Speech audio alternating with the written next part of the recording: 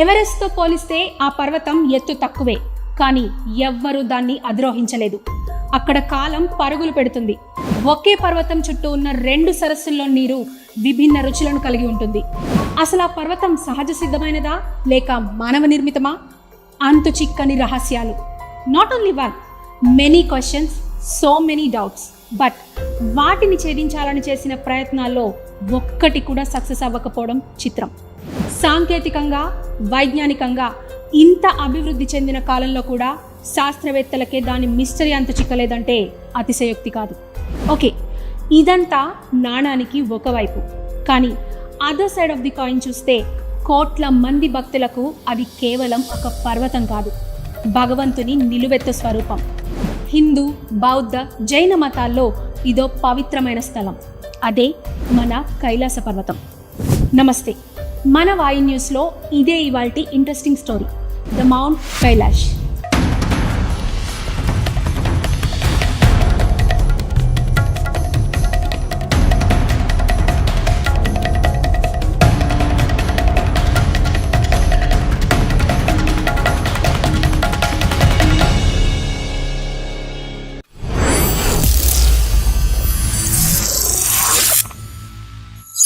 ఈ లోకంలో అనేక రహస్యాలు దాగున్నాయి. వాటిలో కొన్ని ఛేదించగలిగితే మరికొన్ని మానవ మేధస్సుకు అంతుచిక్కని ప్రశ్నలుగానే మిగిలిన్నాయి. ఇప్పుడు మనం చూస్తున్న ఈ మౌంట్ కైలాష్ కూడా అలాంటిదే. అద్భుతమైన, పవిత్రమైన, అత్యంత రహస్యమైన పర్వతంగా హిందూ, బౌద్ధ, జైన, బౌద్ధ, ధైర్మ మతాల్లో ఇది ప్రత్యేకతను సంతరించుకుంది. హిమాలయాలకు ఉత్తరాన టిబెట్ ప్రాంతంలో సముద్ర మట్టానికి 6,636 మీటర్ల ఎత్తులో, అంటే 21,778 అడుగుల ఎత్తున ఉన్నదే ఈ కైలాస పర్వతం. ఈ కైలాస పర్వతం గొప్పతనాన్ని తెలియచేయడానికి అటు ఆధ్యాత్మికంగా, ఇటు సైంటిఫిక్గా ఎన్నో అంతుచిక్కని విషయాలున్నాయి. ముందు ఆధ్యాత్మిక పరంగా ఈ పర్వతం గురించి మాట్లాడుకుంటే, హిమాలయాల్లోనే ఈశాన్య దిశలో ఉన్న ఈ పర్వతాన్ని శివతత్వానికి ప్రతిరూపంగా భావిస్తాం. హిందువుల దృష్టిలో ఇది సాక్షాత్తు ఈశ్వరుడు కొలువు తీరిన మహా కైలాసం. బంధాలకు ముగింపు ఇచ్చి మోక్ష ప్రాప్తిని కలగజేసే స్థలమన్న విశ్వాసం. పర్వత ప్రతి అణువులో ఆదిశంకరుడున్నాడన్న నమ్మకం. లింగాకృతిలో ఉండే ఈ పర్వతంపై భానుడి కిరణాలు పడగానే బంగారు వర్ణంలో మెరిసిపోతూ దర్శనమిచ్చే ఈ మహామేరు పర్వత సౌందర్యం వర్ణనాతీతం. కైలాస పర్వత దర్శన భాగ్యంతో కలిగే అనుభూతి, మరేదో తెలియని ప్రశాంతత. ఇదేనా ఆనందం అంటే? ఇదేనా నిశ్శబ్దం అంటే? ఇదేనా మనలో మనకి తెలియకుండా కలిగే మనశ్శాంతి అంటే అనిపించే విధంగా ఈ కైలాస పర్వతం మంత్రముగ్ధుల్ని చేస్తుంది. మరణించేలోపు ఒక్కసారైనా మౌంట్ కైలాష్ యాత్ర చేయగలిగితే మోక్ష ప్రాప్తి లభిస్తుందని విశ్వసిస్తారు. అందులోనూ ఈ యాత్ర అత్యంత ముఖ్యమైన కైలాస పరిక్రమ చేసేందుకు ప్రతి సంవత్సరం వేలాది మంది భక్తులు ప్రయత్నిస్తారు. పరిక్రమ అంటే ఈ పర్వతం చుట్టూ ప్రదక్షిణ చేయటమే. సుమారు 52 కిలోమీటర్ల దూరంలో మౌంట్ కైలాష్ చుట్టూ పరిక్రమ చేయటానికి 3 రోజులు పడుతుంది. మంచు పర్వతం చుట్టూ ఇలా ప్రదక్షిణ చేయటం అంత తేలికైన విషయమేం కాదని చెప్పాలి.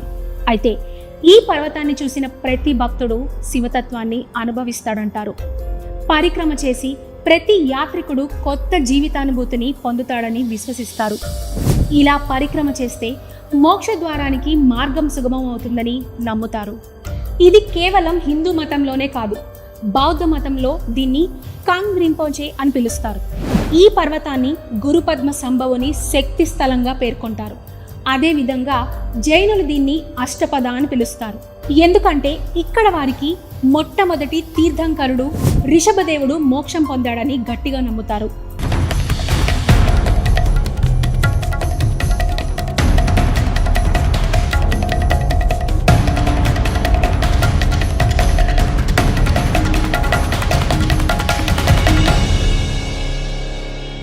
ఇక సైంటిఫిక్గా దీని గురించి చెప్పాలంటే, ఫస్ట్ దీని షేప్.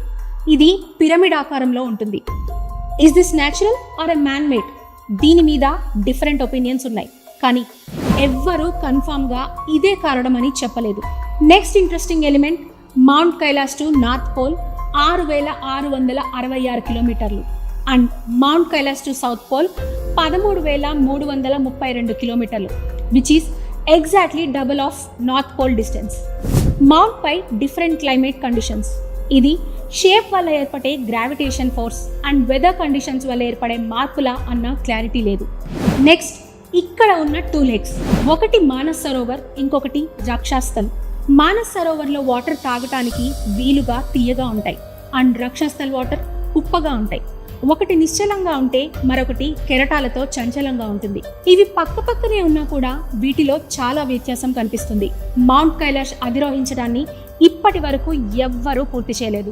రష్యాకు చెందిన ఎర్నెస్ట్ అనే శాస్త్రవేత్త తన బృందంతో మౌంట్ కైలాష్ రహస్యాలపై పరిశోధనలు చేసినట్లు తాను రాసిన where do we come from అనే పుస్తకంలో వివరించాడు. అతని ఉద్దేశం ప్రకారం ఇదో మానవ నిర్మిత గోపురమని, లోపల అనేక చిన్న చిన్న పిరమిడ్లు మంచుతో కప్పబడి ఉందని వెల్లడించాడు. అర్ధరాత్రి సమయంలో లోపల నుంచి వింత శబ్దాలు రావడం, కొన్నిసార్లు లోపల నుంచి రాళ్లు పడుతున్న చప్పుడు వినిపించడంతో ఎవరైనా నివసిస్తున్నారా అన్న సందేహాలు కలిగినట్లు వ్యక్తపరిచారు.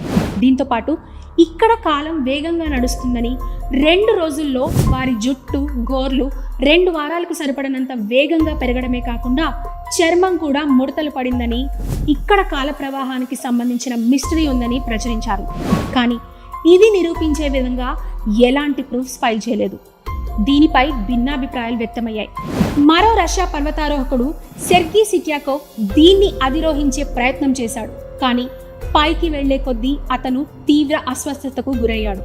ప్రముఖ పర్వతారోహకుడు రైన్ హోల్డ్ మెస్నర్ మౌంట్ కైలాష్ను అధిరోహించడానికి చైనా నుండి ఆహ్వానం అందుకున్నప్పటికీ అతను తిరస్కరించాడు.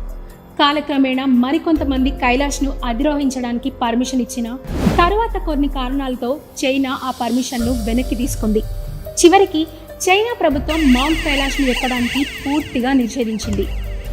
సో ఫైనలీ మౌంట్ కైలాష్ను సందర్శించే వారిలో ఓ ఎనర్జీగా దాన్ని అనుభవించే వచ్చేవారు కొందరైతే, ఇదంతా దైవమాయ అని నమ్మేవారు మరికొందరు. బట్ మౌంట్ కైలాష్ అనేది ఇప్పటికీ ఓ మిస్టరీగా ఉండడం మాత్రం నిజం.